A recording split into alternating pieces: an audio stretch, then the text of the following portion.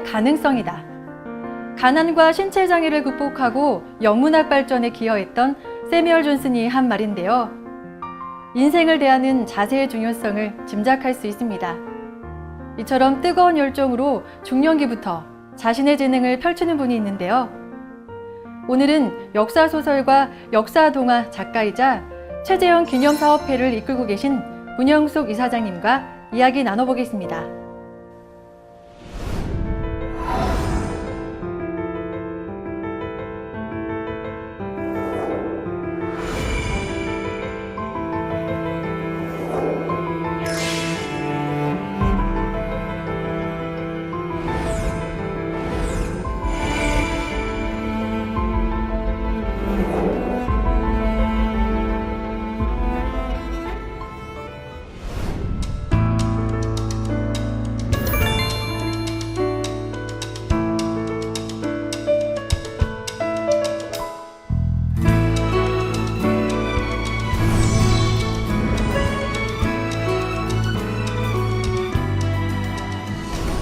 안녕하세요. 네, 안녕하세요. 이사장님께서는 역사 속에서 소재를 찾아서 역사동화나 청소년 소설을 쓰시는 걸로 알고 있어요. 네, 이분의 책을 집필하게 된 배경이 있을 것 같은데요. 제가 우선 역사를 좋아했고요.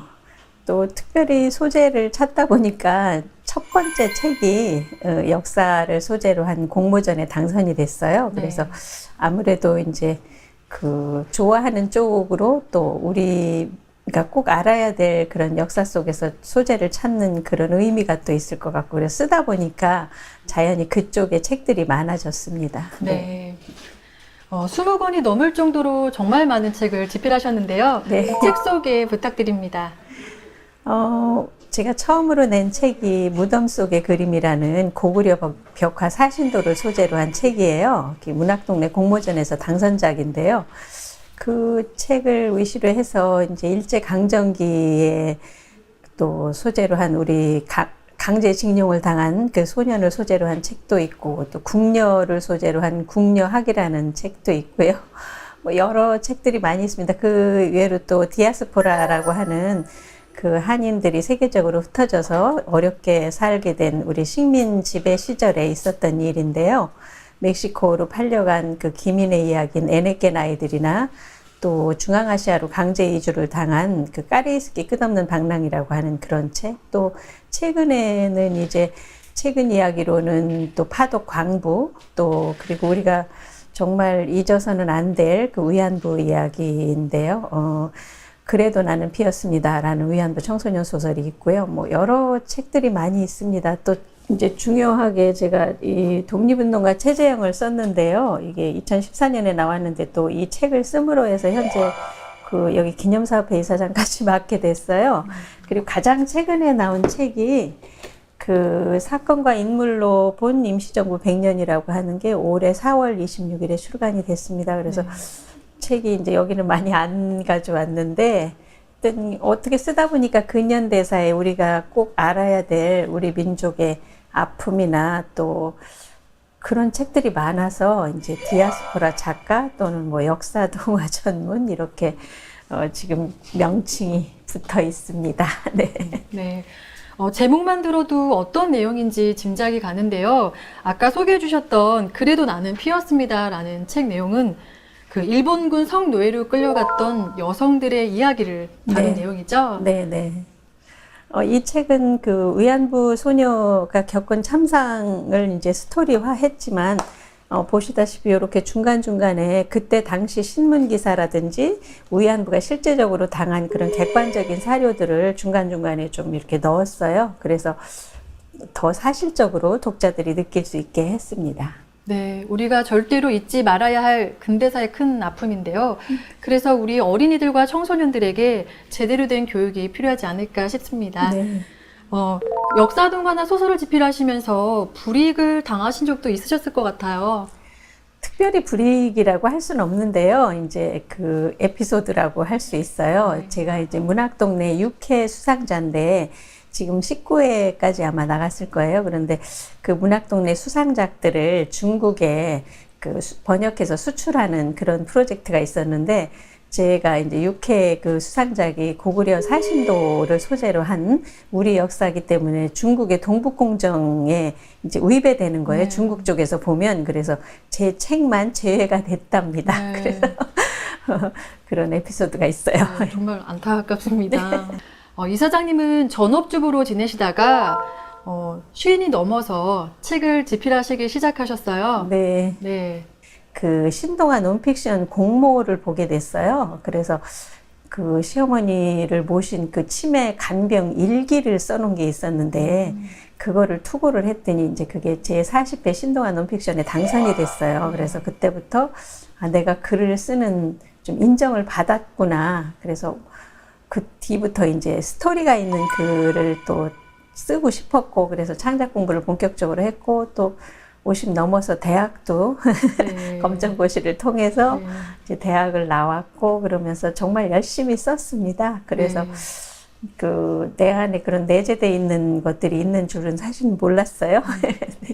그냥 그 열심히 하면 뭐든지 자기 꿈이 이루어진다는 거를 이제 주변에서 저를 보고 그렇게 얘기를 합니다. 네.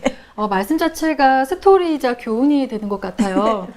네, 이사장님처럼 새로운 인생을 준비하고 계신 분들에게 격려의 말씀 좀 부탁드립니다. 예, 우리가 자라날 때는 이제 전쟁 끝나고 제가 전쟁 직후에 태어났기 때문에 굉장히 나라가 어려웠고요. 특히 여성들은 그 배울 기회가 적었어요. 네. 학교도 안 보내고. 그래서 그런 배움의 한을 가지고 계신 분이 우리 세대엔 굉장히 많습니다. 그런데 요즘은 굉장히 사회교육이 활성화돼서 마음만 먹으면 문화센터라든지 여러 가지 교육 그런 장에 찾아가서 얼마든지 할 수 있는 시대가 됐다고 생각을 하고요.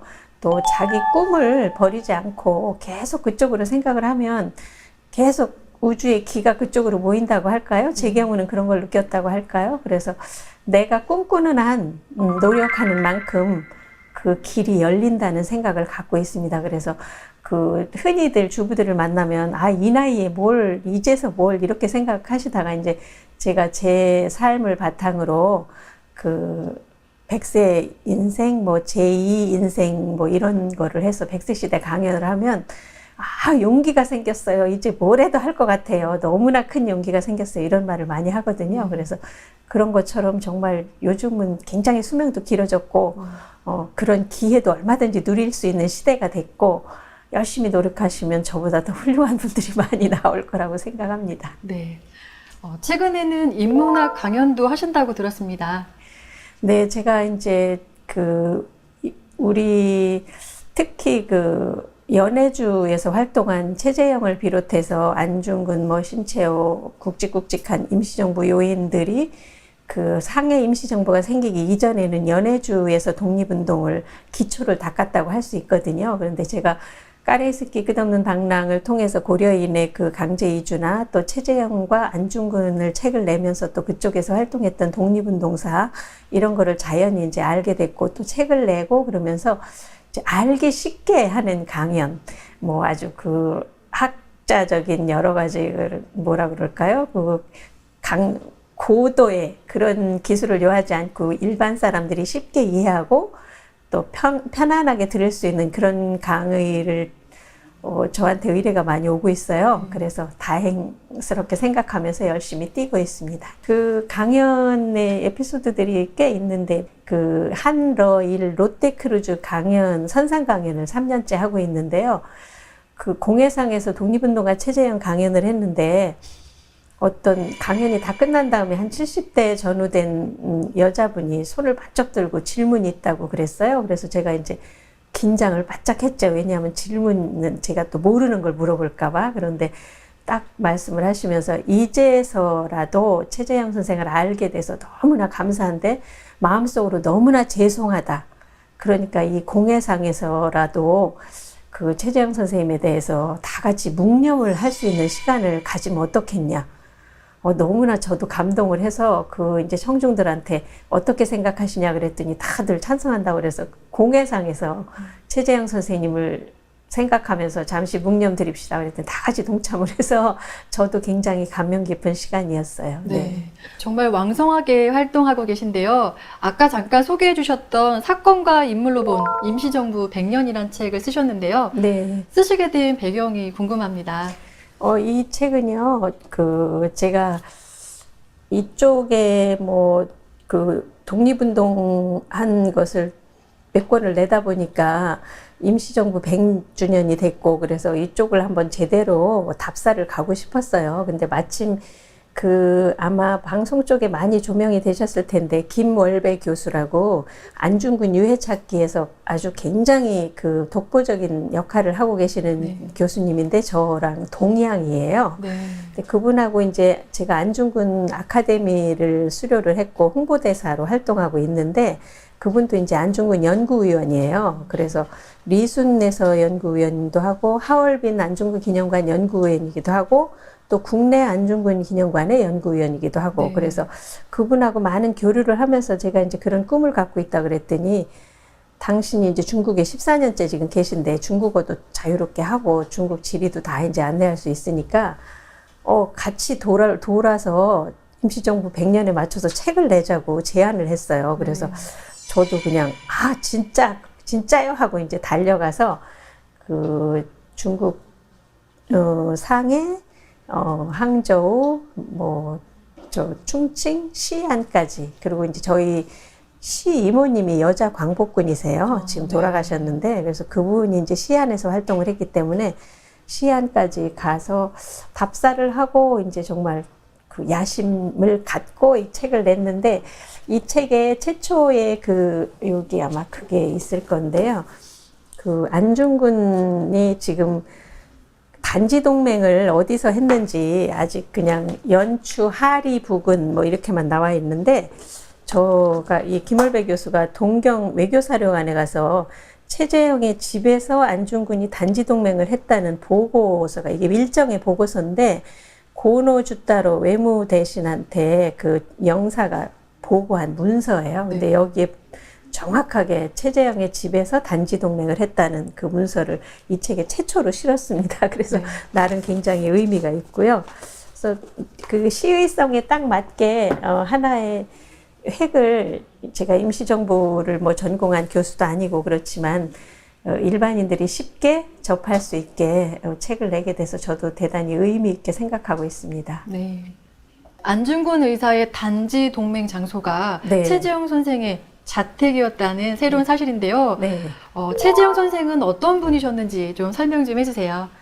네, 사실은 최재형 선생이 너무 안 알려졌어. 저도 2012년에 까레이스키 끝없는 방랑이라는 청소년 소설을 내고 최초로 러시아 여행을 갔어요. 그래서 블라디보스토크 공항에 내려서 우수리스크에 가서 이제 유적지를 돌아보면서 최재형이라는 이름을 처음 들었어요. 최재형 선생은 굉장히 아주 영웅담을 방불케 하는 그런 일생을 사신 분입니다. 노비 출신으로 한경도 경원에서 태어나셔서 9살에 두만강을 건너서 그 당시에 한 3년여 넘게 한겨도 지방에 아주 심한 기근이 들어서 아사자가 많이 발생했고, 그래서 오로지 먹고 살기 위해서 러시아로 이제 9살 때 두만강을 건너가서 또 거기서도 굉장히 힘들었겠죠. 새로운 농사철을 일구고 이제 그런데 먹을 것도 없었고, 그런데 최초의 러시아 정교의 한인 학생이 됩니다. 그러니까 최재형의 아버지가 형과 최재형을 데리고 가서 형은 결혼을 시켜서 이제 집안의 농사를 지게 하고, 동생인 작은 아들은 학교에 넣었어요. 나부터라도 아마 노비 출신이니까 새로운 땅에 가서 배워서 제대로 된 삶을 살게 하고 싶지 않았을까 싶은데요. 특히 최재형 선생은 이제 한인들이 언어 소통의 부자유 때문에 임금을 제대로 못 받을 때 한인들 편에 서서 권익을 보장해주고 대변자 역할을 하면서 한인들의 존경을 받아서 이제 페치카라는 별명까지 붙었어요. 그래서 한인들이 당시에 최재형 선생의 초상화를 집에 걸어놓을 정도로 존경을 받았다고 합니다. 그런데 그렇게 하면서 이제 그 유구 납품업을 했다고 그래요. 러시아 군대에. 근데 한 달에 소 150마리 분량을 소고기를 납품할 정도고, 그뿐만이 아니라 건축업도 했고 무기 중간상도 했고 한 4개의 기업을 운영해서 그렇게 많은 돈을 가지고 있는 분이기 때문에 우리 의병들이나 독립운동가들이 그쪽에 가서 제일 그 의지할 수 있는 분이 바로 최재형 선생님이었던 거예요. 그래서 아까 말씀드렸듯이 그 최재형의 집에서 단지 동맹을 했고, 또 그 대한의군이 국내 진공작전을 할 때 최재형이 모든 무기와 의군들의 숙식을 자기 집에서 다 제공할 정도의 큰 저택을 갖고 있었고, 그러면서 그 의군에 계속 승승장구하니까 일본에서 방해를 해서 나중에 러시아가 그 무장 해제를 시키거든요. 그래서 그 무장 해제를 당해서 더 이상 무력으로 투쟁을 할 수 없을 때 이제 그 대동공보라는 신문사를 인수해서 거기 사장이 돼요. 그해 대동공보의 기자가 바로 안중근입니다. 그래서 그 대동공보의 이또가 하얼빈에 온다는 소식을 듣고 안중근 의사는 기자증을 가지고 하얼빈에 가서 이또를 처단할 수 있게 하고 안중근의 권총을 최재형이 사주죠. 그렇게 돼서 그 모든 뒤에서 후원을 다 하고 대동공보에서 그 하얼빈에서 이또를 처단할 수 있는 모의를 대동공보에서 하게 돼요. 그래서 거기에서 우덕순, 조도선은 다 대동공보 집배원입니다. 그래서 그거를 하고 나서 이제 그 안중근이 이제 결국은 일본의 불법 재판으로, 그 아시는 분은 아시겠지만 안중근은 끝까지 나의 신분을 대한의군 참모 중장의 자격으로 적군의 순회를 처단했으니까 나를 만국공법에 의해서 포로 대우로 나를 재판을 해라. 그랬는데 일본은 결국 그걸 받아들이지 않고 개인적으로 이또를 미워한 단순살인죄를 적용해서 순국을 하셨어요. 그러니까 이 최재형은 이제 미하일로프라는 국제 변호사도 보냈고 더글라스라는 영국인 변호사도 보냈고 또 국내에서 안병찬이라는 그 국제 변호사를 다 보냈지만 일본에서는 다 거절을 했어요. 왜? 언어가 통하지 않는다는 이유로. 그리고 이제 안중근의 그 단순 살인죄를 적용해서 변호를 일본인 그 국선 변호인인 가마다와 미주노라는 두 사람의 변호사를 고용해서 그렇게 불법 살인을 한 거거든요.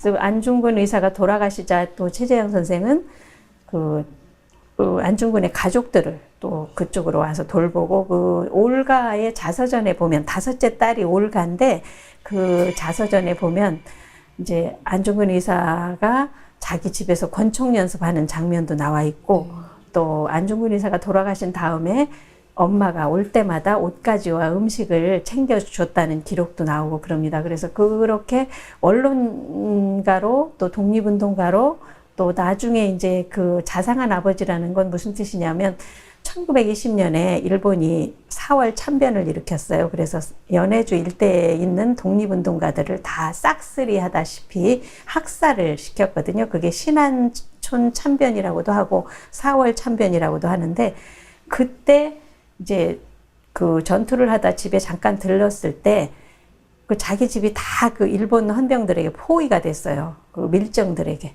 그런데 도망치라고 자식하고 부인들이 이제 부인과 딸들이 도망치라고 그러는데, 나는 60까지 살았다. 내가 만약에 도망치면 너희들과 엄마가 얼마나 고초를 받겠느냐. 나는 60까지 살았으니까 내가 잡히마. 그러고 자진해서 잡히시거든요. 그러고 이제 총살을 당하셨는데 아직도 그 시신이 어디 붙여 있는지 알 수가 없어요. 그래서 굉장히 큰 걸음을 하신 그런 어른이십니다. 그래서 1919년에 대한국민의회라고 하는 최초의 임시정부의 외교부장에 임명이 되셨고, 또 바로 이어서 상하이 임시정부, 대한민국 임시정부의 재무총장으로 또 임명이 되셨고, 그렇게 됐는데 이제 1920년 4월 7일에 일본의 총탄에 돌아가셔서 그 뒤로도 더 많은 일을 하셨을 건데, 그런 많은 역할에 비해서 너무나 알려지지 않은 안타까운 인물이기도 해서 앞으로는 정말 이분을 많이 알려서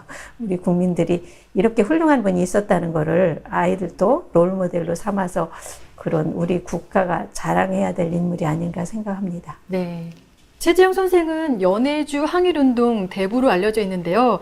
안중근 의사 의거나 홍범도 장군이 이끈 봉오동 전투나 그리고 청산리 전투의 숨은 조력자였다고요. 네, 그 부분에 물론 하얼빈의 그 안중근 의사가 하얼빈에서 이 돌을 처단한 거는 직접적인 후원자이셨고 네. 또 관여를 하셨고요. 여러 면에서. 그리고 이제 1920년 4월에 순국을 하셨기 때문에 그 이후에 청살리 전투와 봉오동 전투가 그 이후에 있었기 때문에 직접적으로 거기에 이제 최재형 선생님이 관여를 했거나 후원을 했다는 그런 건 아직 발견이 되지 않았습니다. 그런데 이제 저희가 유추해 볼 수 있는 건 그 당시에 그 청살리나 봉오동 전투에서 이제 직접적으로 관여하신 분이 홍범도 장군이세요. 근데 최재형 선생님이 1911년에 권업회를 창설을 하시거든요. 안중근 의사가 돌아가신 다음에 이제 무장투쟁을 못하고 또 그때 당시에 해조 신문이나 대동공보나 이런 거는 그 대한제국을 의미하는 언어들이기 때문에 다 그 일본의 그런 어떤 정책의 압력에 의해서 러시아에서 그 강제 폐간이 돼요. 그러면서 이제 일부러 권업회라는 조직을 합니다. 그 비껴가는 거죠. 그래서 일자리를 창출하고 권하는 회다. 전혀 독립운동과는 상관이 없다. 그렇게 해서 1911년부터 아주 중요한 해인데 권업회를 창설을 할 때 최재형 선생님이 회장이고 홍범도 선생님이 부회장이었어요.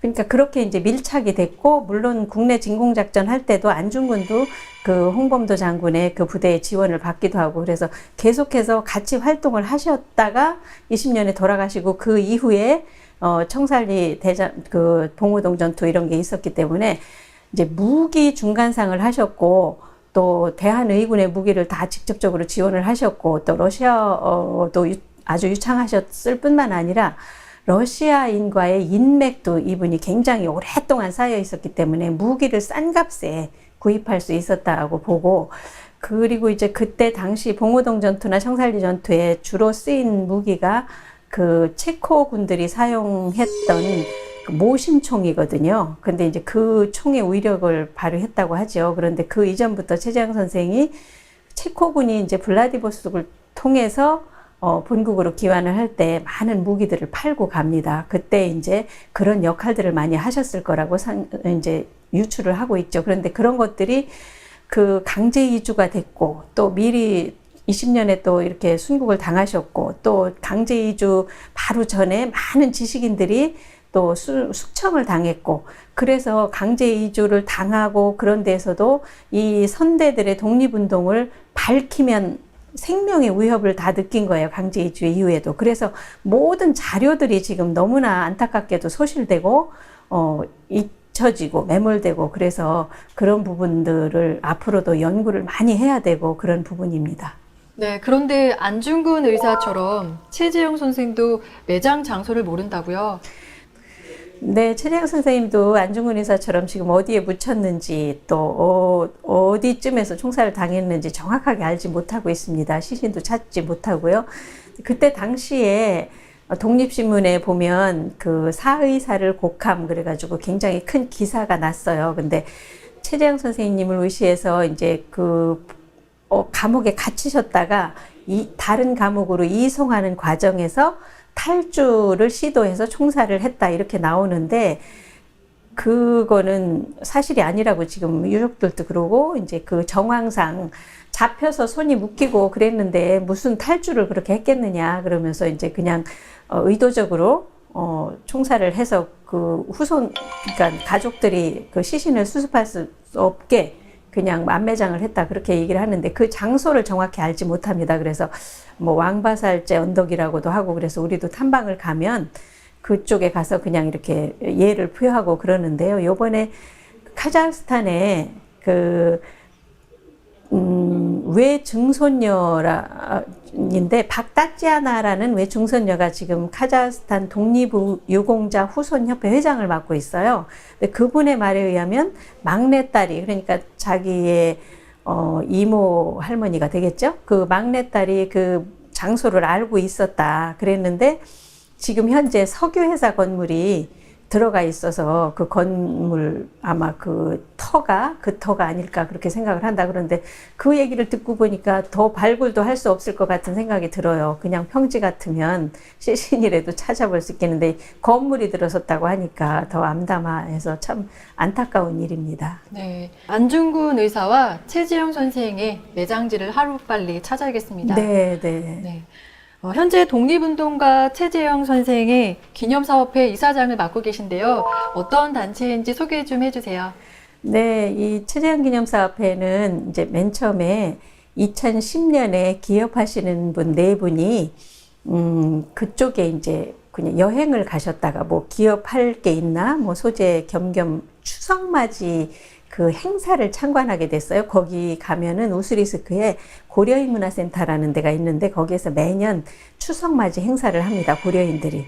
거기에 가서 이 네 분이 관람을 하고 그 고려인들의 실체를 처음으로 아신 거예요. 근데 거기서 이제 아주 그 한 40, 50대 된 여자분들이 한복을 아주 추레한 한복을 입고 합창을 하는데 고향이 그리워도 못 가는 신세 그 노래를 하는데 너무나 그게 가슴에 와 닿아서 이제 그 다음 날 고려인 가정을 한번 방문해 보겠다고 그래서 무작위로 어느 집을 갔는데 바로 그 전날 노래하던 아주머니 한 분의 집이었다고 해요. 근데 사는 모습이 아주 열악하고 2010년이니까 지금보다 훨씬 오래전이니까 그래서 그런 상황을 보고 또 이분들 역시 최재형이라는 인물을 처음 접한 거예요. 근데 우리가 안중근은 많이 알고 있는데 안중근이 있게까지 한 이 인물을 어떻게 모를 수가 있나. 그리고 또 노비 출신으로서 그렇게 여러 가지 일을 많이 하셨는데 이 고려인들이 강제 이주로 중앙아시아까지 끌려갔다가 또 다시 돌아왔는데 너무나 사는 모습이 안타깝고 그러니까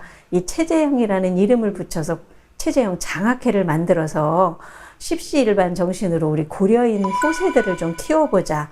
그렇게 네 분이 마음을 합하셔갖고 바로 여행해서 돌아와서 이제 2011년에 아무 재단금도 없는 최재형 장학회를 만드신 거예요. 그래서 네 분이 최재형 장학회를 만들어서 이제 계속 그 한두 사람씩 고려인 대학생, 국내에 들어와 있는 유학생하고 현지에서 학교에 다니는 대학생들을 상대로 이제 계속 장학금을 주기 시작해서 거의 이제 100여 명 가까이 주고 있거든요. 그런데 후원자분들의 덕이 크고요.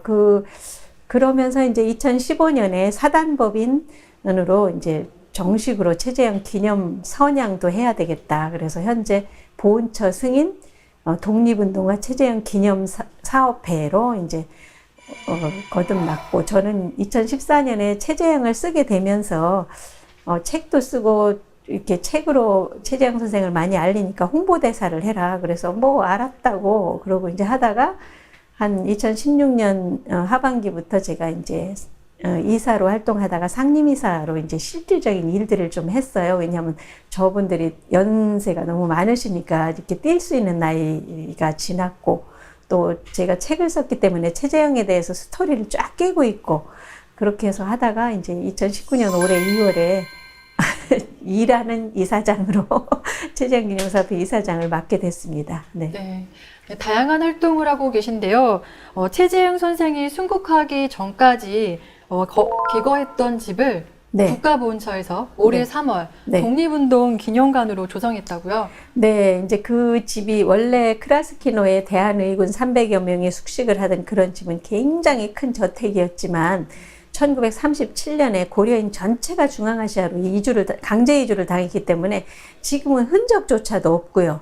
근데 1918년부터 1920년 돌아가실 때까지 2년 동안 거주하던 집이 조그마한 집이에요. 이제 오스리스크에 남아 있어서 이제 그 러시아 정부하고 대한민국 정부하고 수교 이후에 벽에다가 최재형이 마지막까지 살았던 집, 그래서 그런 이제 팻말만 이렇게 붙여놨었는데 다행스럽게 이제 최재형 선생이 조명이 되고 많은 일을 하셨고 또 최재형 선생의 유일한 그 고택이라는 게 증명이 돼서 우리나라에서 그 집을 샀습니다. 그래가지고 2년여에 걸쳐서 공사를 했고 올해 3.1운동 100주년 임시정부 100주년에 맞춰서 최재형 기념관으로 이렇게 해서 다시 재탄생을 했죠. 그래서 이제 앞으로 최재형 기념관에 가서 그 러시아 연해주에서 활동했던 항일운동 내지는 독립운동. 왜냐하면 상해 임시정부 이전까지는 모든 의병 그 항일운동이 연해주에서 바탕을 이루었어요. 기초를 거기서 다졌다고 보시면 됩니다. 그래서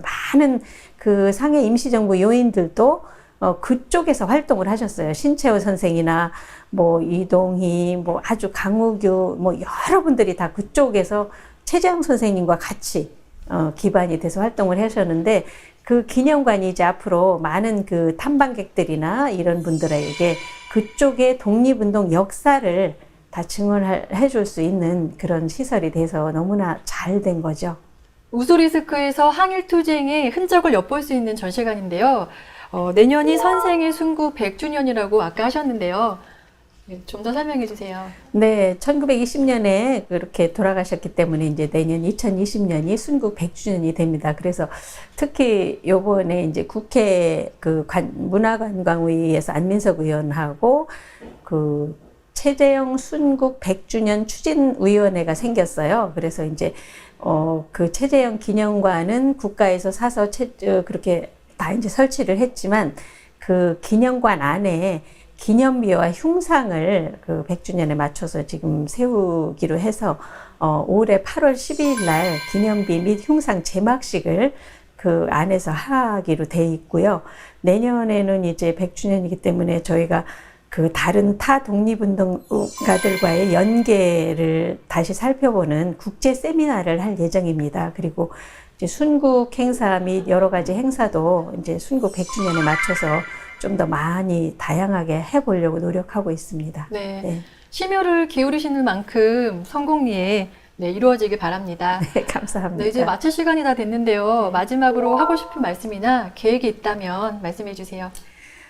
이 시간을 통해서 저희가 매년 이제 올해부터 매년 하려고 하는데, 최재형 독후감 대회를 지금 공고가 나갔어요. 그래서 전 국민 대상 최재형 독후감 대회를 하기로 했습니다. 그래서 많은 분들이 독립운동가 최재형을 읽고 또 독후감 참여도 많이 하셔서 상금도 있기 때문에, 최초의 독후감 대회는 2017년에 제가 국방일보에 1년 동안 최재형 연재를 했어요. 그래서 군인들이 다 이 최재형 선생을 알 수 있는 기회를 제공해서, 그때 이제 국방일보하고 저희하고 공동으로 최재형 독후감 대회를 한 번 했고요. 이제 두 번째 올해 또 하고 내년에도 할 건데, 그 많은 분들이 참여를 해서 그 좋은 의미 있는 그런 동참을 해 주시기를 부탁드리고, 또 최재형 선생님처럼 여러 가지 면에서 그렇게 국민들의 롤모델이 될 만한 사람이 없다고 생각합니다. 그래서 기업인의 롤모델, 교육자의 롤모델, 독립운동가의 롤모델, 또 가장 중요한, 우리가 잘 살게 되고 어느 위치 이상으로 가면 노블레스 오블리주라고 하는 가진 자들이 나누는 정신, 그래서 선진국으로 갈수록 나눔의 정신이 굉장히 중요한데, 그 아주 대표적인 롤모델이 최재형 선생님이라고 생각해요. 모든 걸 다 나누고 주고 가셨거든요. 그래서 그 많은 재산도 독립운동에, 또 한인들을 위해, 그래서 그 후손들은 자기 할아버지가 또 아버지가 그렇게 많은 재산이 있어도 하나도 혜택을 보지 못하고 오로지 나라와 민족을 위해서 쓰고 가신 분이기 때문에, 정말 많은 사람들이 알아서 그 기리는 그런 기회가 됐으면 좋겠습니다. 네, 이사장님의 계획이 꼭 이루어지길 바라겠습니다. 오늘 소중한 시간 함께 해주셔서 고맙습니다. 네, 감사합니다.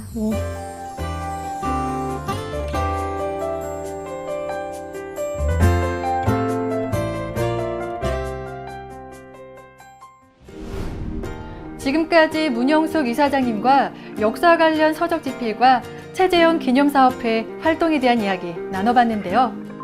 보람된 인생을 살기 위해선 꾸준한 노력과 정성이 필요하지 않을까 싶습니다.